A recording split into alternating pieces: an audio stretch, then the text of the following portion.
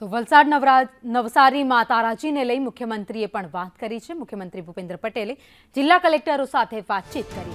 બંને કલેક્ટર સાથે વાત કરી સ્થિતિની જાણકારી મેળવી। વરસાદને કારણે પૂરની સ્થિતિનું નિર્માણ બંને જગ્યાએ થયું હતું। વલસાડ અને નવસારીમાં ધોધમાર વરસાદ ગત રોજ વરસ્યો હતો। ત્યારબાદ નદીઓ બે કાંઠે વહેતા નદીના પાણી હતા જે ગામોમાં ઘૂસી ગયા હતા।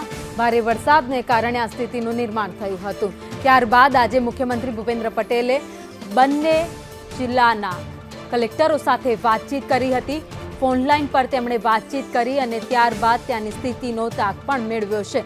ક્યાં કેટલા લોકોનું સ્થળાંતર કરવામાં આવ્યું છે, અત્યારે હાલની સ્થિતિ શું છે, શું જરૂરિયાત છે, આ તમામ વિશે માહિતી મુખ્યમંત્રી ભૂપેન્દ્ર પટેલે મેળવી છે।